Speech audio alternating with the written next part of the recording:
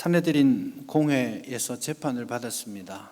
재판의 결과는 이렇게 풀려나는 것이었지만 그 과정이 그렇게 간단하지 않았죠. 재판정에서 대제사장과 권세를 가진 사람들이 이 두 사람을 위협했었습니다. 다시는 예수의 이름으로 말하지 말고 가르치지 말아라, 이렇게 말했습니다. 쉽게 말하면 너 예수 이름으로 또 말하면 죽는다, 다음에는 안 봐준다, 이런 위협이었겠습니다. 그냥 말로만 하는 위협이 아니라 이게 공식적인 재판정의 위협입니다. 그래, 정말 죽을 수도 있다라는 뜻이었죠. 그럼에도 불구하고 이 사도들은 전혀 다른 반응을 보였습니다. 예수님이 잡히시던 그 밤에 똑같은 산헤드린 공회에서 그들은 두려움 때문에 예수님을 부인하고 도망쳤던 사람들이었지만 이제 그 현장에서 이렇게 말을 합니다. 너희들의 말을 듣는 것과 하나님의 말씀을 듣는 것 중에 무엇을 선택해야 할지 생각해봐라. 너네들 같으면 니네들 말 들을 것 같아? 아니면 하나님 말씀 들을 것 같아? 뭐가 옳아? 나는 내가 보고 들은 것을 전하지 않을 수 없다. 굉장히 담대하게 당당하게 외치고 그 재판정을 나왔습니다. 그 재판정에서 나온 그 순간부터 오늘 본문이 이어지고 있는 것이죠.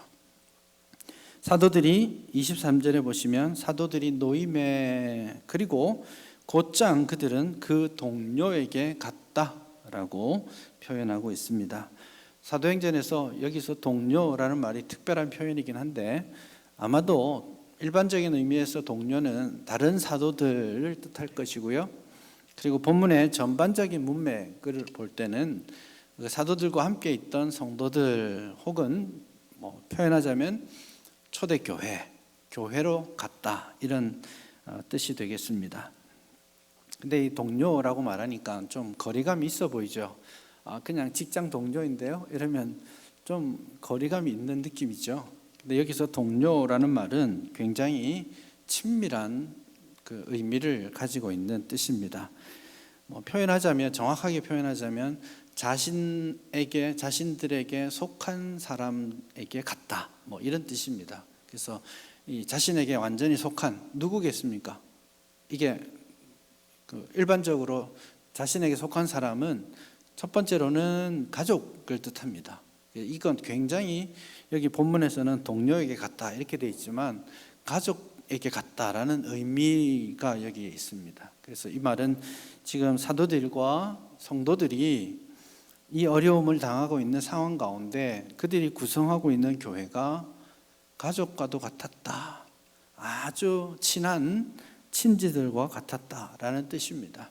그래서 하룻밤 구치소에서 곤욕을 치르고 재판을 받고 지친 몸으로 돌아올 때 이 사람들이 제일 먼저 가족의 품, 집이 아니라 교회로 갔다라는 겁니다. 교회로 가서 교회 걱정하고 있는 성도들에게 자신의 상황을 알리고 들었던 것들을 이야기하고 또 그 제목으로 같이 기도하는 그런 공동체의 모습인 것이죠.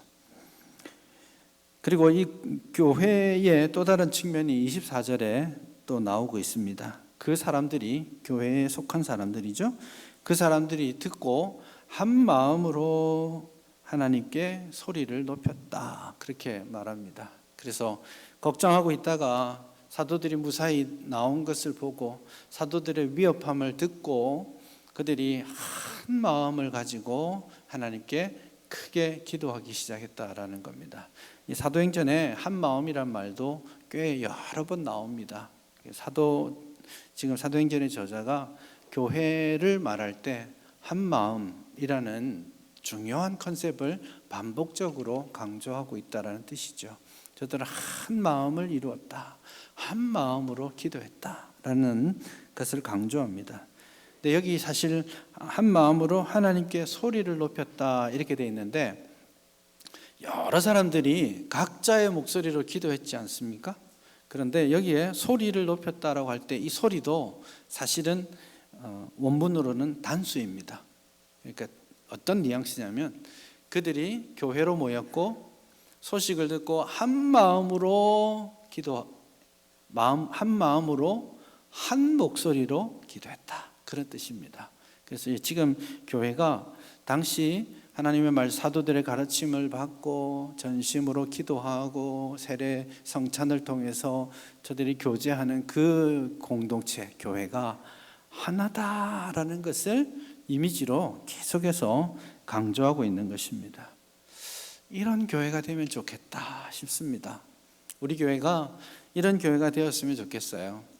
여러분들이 어떤 현장에서 어려움을 겪고 문제가 있을 때, 고초를 겪고 제일 먼저 가고 싶은 곳, 교회로 와서 기도하고 싶고, 또 교회 성도들이 와서 그 이야기를 같이 들어주고, 내 일인 것처럼 같이 안타까워하고, 내 일인 것처럼 같이 기뻐하고, 그렇게 함께 한 분 하나님을 한 목소리로 예배하고 찬양하고, 그런 교회가 되면 얼마나 좋을까, 그런 생각이 듭니다. 초대교회가 그런 이미지들을 지금 우리에게 전달해 주고 있는 겁니다. 마땅히 교회라면, 오늘 이 땅의 교회 공동체라면 이렇게 모든 성도들의 삶 가운데 서로 긍정적인 영향을 미치고 기도하고 협력하고 위로하고 힘이 되는 그런 공동체가 되어야 한다라고 우리에게 가르쳐주고 있는 것이죠.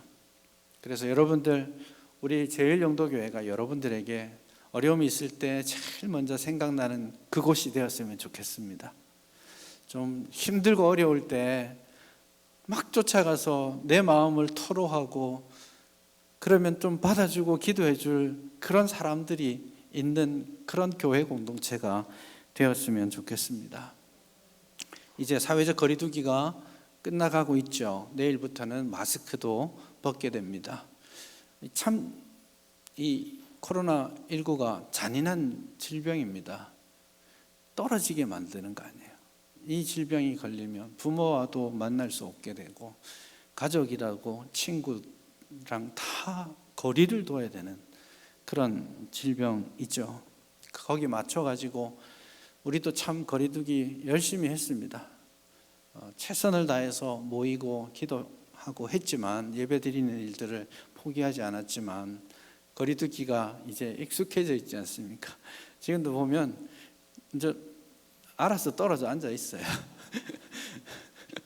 그게 습관이 되어 가는 것 같고, 마스크 이것도 이제는 없으면 좀 허전한 느낌 들지 않습니까? 엘리베이터 타고 한참을 내려다가 이상하다, 뭔가 빠진 것 같은데 하고 보면 마스크가 없어서 다시 올라갔던 그런 기억이 있지 않습니까? 내일부터 벗으라니까 걱정되시죠? 마스크 안 벗겠다는 사람이 꽤 많습니다. 저 사실 알고 있습니다. 우리 여성 성도님들 수요일 저녁에, 금요일 저녁에 기도하러 오실 때 마스크의 은혜를 많이 입었죠.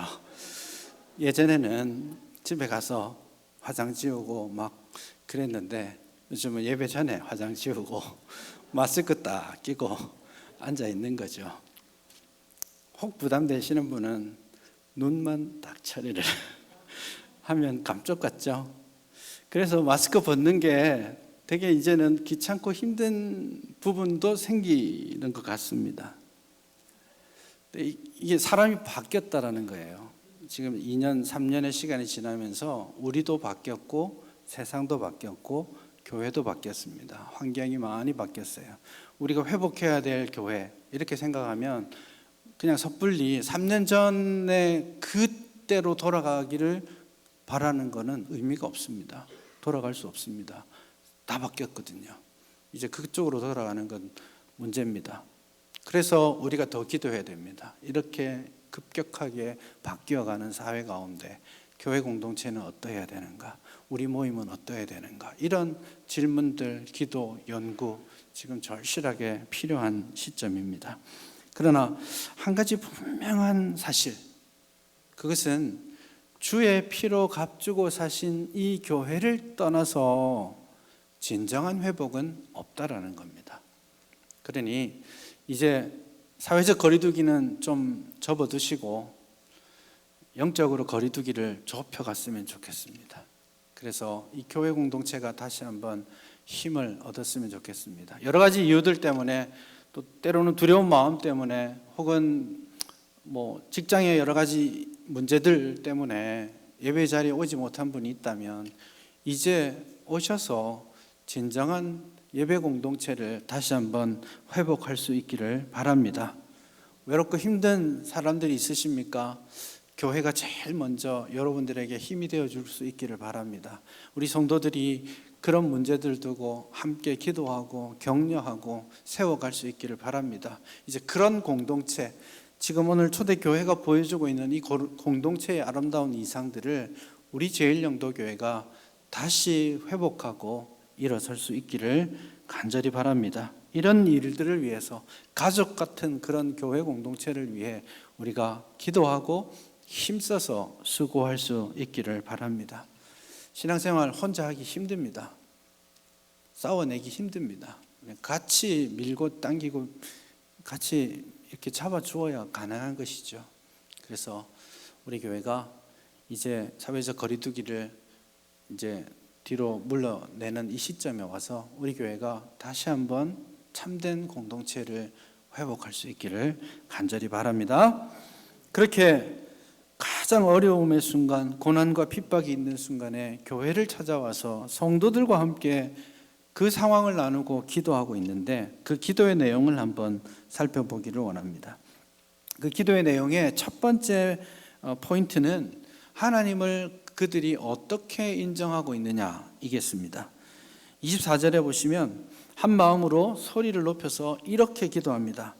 대주제여, 천지와 바다와 그 가운데 만물을 지으신 이시여. 하나님을 부르잖아요. 기도할 때 하나님 하고 부르는데 이렇게 불렀어요. 대주제여, 천지 만물의 창조주시여. 이렇게 그렇게 기도를 하고 있습니다. 여기 대주제여라는 말이 사실 누가복음 사도행전 전체에 2번밖에 안 나오는 특별한 단어이긴 한데요, 이 단어의 의미는 지금 이게 이 헬라어 단어를 영어로 그대로 가져와서 어떤 의미로 쓰고 있냐면 전제 군주, 폭군 이런 단어로 despot 이런 단어가 있는데 그렇게 쓰고 있습니다. 근데 이게 지금은 폭군 이러면 되게 나쁜 이미지인데 헬라어가 사용되던 이 시절에는 이게 그렇게 나쁜 의미가 아닙니다. 무슨 의미냐면 모든 만물에 대해서 주권을 가지고 있는 진정한 통치자라는 뜻입니다. 우리 하나님께서 모든 세상의 만물, 세상의 역사를 주관하시는 분이다라는 것을 고백하기 위해 사도들은 대주제여라고 말하고 있는 겁니다. 주님을 대주제여, 창조주 하나님이시여 이렇게 부르고 있는 것이죠. 이 부름이 대단히 중요합니다. 우리가 현실의 여러 상황들을 만나서 기도할 일이 있을 때에 하나님을 어떤 분으로 고백하느냐가 대단히 중요한 거죠. 중요한 출발점이죠. 하나님께서 대주제이시다, 모든 일을 주관하시는 분이고 창조주라는 것을 고백한다는 말은 어떤 의미가 있냐면 하나님께서 역사를 당신의 능력의 손으로 운행하고 계신다라는 뜻입니다. 그래서 대주제여라고 하고는 오늘 25절 이하에서 시편 2편을 인용하고 있습니다. 시편 2편이 대표적인 메시아 시편, 제왕시이죠. 거기서 보면 막 열방들이 모여가지고 하나님과 그 기름 부음 받은 메시아죠, 메시아를 대적하고 있는 모습을 보여주고 있는데 그 본문을 지금 25절과 26절이 인용합니다. 인용한 이유가 뭐냐면 그때 모여있던 열방들이 메시아를 대적하고 있는 그 예언을, 시편에서 다윗을 통해 예언하신 그 내용을 하나님께서 지금 그 헤롯과 본디오 빌라도의 모습 가운데 성취되었다라고 지금 고백하는 겁니다. 헤롯 왕이 본디오 빌라도가 하나님에 대한 어떤 의지와 뜻을 가지고 있었던 거 아니에요. 그냥 세상적으로 통치하는 겁니다. 그러나 그 세상 역사를 하나님께서 주관하신다라는 것을 이들이 고백하고 있는 겁니다. 그래서 28절에 보시면 두 사람이 작당하고 있는 그 모습을 이렇게 묘사하고 있죠. 하나님의 권능과 뜻대로 이루려고 예정하신 그것을 행하려고 모였다. 그러니까 하나님께서 뜻을 정해두시고 그 역사를 이루어 가시는 거예요. 그걸 고백하는 건 뭐냐면 그들이 지금 복음을 전하다가 예수님의 부활하심을 증거하다가 감옥에 갇혔잖아요. 근데 그건 역시 우연히 일어난 일이 아니라 하나님께서 주관하고 만들어가고 있는 하나님의 역사라는 것을 고백하는 겁니다. 여러분, 이 고백이 얼마나 중요한지 모릅니다. 하나님의 절대 주권을 인정하는 것, 그것이 우리 신앙생활에 대단히 중요한 출발점이 되어야 할 것입니다. 여러분은 지금 어떤 상황 가운데 있습니까? 여러분이 계획하고 꿈꾸던 그런 현장 가운데 있습니까? 그 길로 잘 가고 있습니까? 혹 건강에 문제가 생겼습니까? 사업에 문제가 생겼습니까? 공부하던 일들이 잘 진행되지 않고 있습니까? 여러 가지 관계가 틀어져 있습니까? 내가 뜻하지 않는 삶의 자리로 갈 때에 그냥 우연히 실패해서 거기에 있다라고 생각지 마십시오. 역사를 주관하시는 하나님께서 온 우주 만물을 창조하신 창조주께서 우리를 그 자리에 두셨다라는 것을 믿음으로 고백할 수 있기를 바랍니다. 내 인생 내가 결정하고 내가 걸어가는 것 같지만 결코 그렇지 않습니다. 내 인생의 길을 주관하시는 분은 내가 아니에요. 하나님이십니다. 나를 믿지 말고 나의 내일조차 내가 어떻게 될지 알지 못하는 게 현실 아닙니까? 내가 뭔가를 결정하고 행동하고 있지만 그 일이 정말 좋은 일인지 바른 길인지 우리가 어떻게 알아요? 아무것도 사실은 알지 못해요. 그러나 아시고 보시는 하나님, 그분께 우리의 모든 것을 맡겨드릴 수 있기를 바랍니다. 그럴 때 우리 진정한 주님의 주권 안에서, 주님의 능하신 손 아래에서 진정한 평안을 누리게 될 것입니다. 그래서 지금 고난의 한가운데 목숨의 위협을 받고 있는 그 자리에서 제자들은, 교회는 역사를 주관하시는 하나님 이렇게 부르고 있는 겁니다. 이건 역시 하나님이 아시고 보시고 주관하고 계시겠지요. 그래서 기도할 때 29절에 보면 이렇게 말합니다. 주여 이제도 그들의 위협함을 굽어 보시옵소서. 그들이 위협하고 있는 거 주님 알고 계시지요. 보고 계시지요. 주님이 역사하시는 거 맞지요. 그런데 거기에서 끝나요. 대단히 중요한 겁니다. 그들의 관심이 문제에 있지 않다라는 겁니다. 위협이 있습니다. 고난이 있습니다. 문제가 있습니다. 뭐 기도하겠습니까? 우리 성도님들이 그럴 때마다 하나님께 나와서 기도합니다. 하나님, 이런 문제가 있습니다. 이런 고통이 있습니다. 이거 풀리지 않는 갈등이 있어요. 하나님, 이것 좀 해결해 주십시오. 이거 극복할 수 있게 해주십시오. 이 상황을 좀 반전시켜 주십시오. 나를 괴롭히는 저 사람 좀 안 보일 수 있게 해주십시오. 그런 기도를 하고 있는데 사실은 사도들은 그런 기도를 하지 않습니다. 하나님 아시지요? 주님 손에 내 문제 맡겨드립니다. 저는 그거 신경 쓰지 않을게요 라고 말하는 거예요. 문제가 있을 때 문제를 가지고 기도하지 않는다라는 겁니다. 저는 목사로 부름받았고 많은 성도님들과 수시로 통화하기도 하고 만나기도 하면서 기도하는 일이 저의 일입니다. 기도 제목을 받고 기도해 드리고 또 기도하는 것이 저의 사명이죠. 근데 다수의 성도님들이 저에게 기도의 제목을 줄 때 문제를 줍니다. 이 문제 좀 해결되도록 기도해 주세요. 이런 어려움이 있는데 혹은 이런 수술을 앞두고 있는데 기도해 주세요.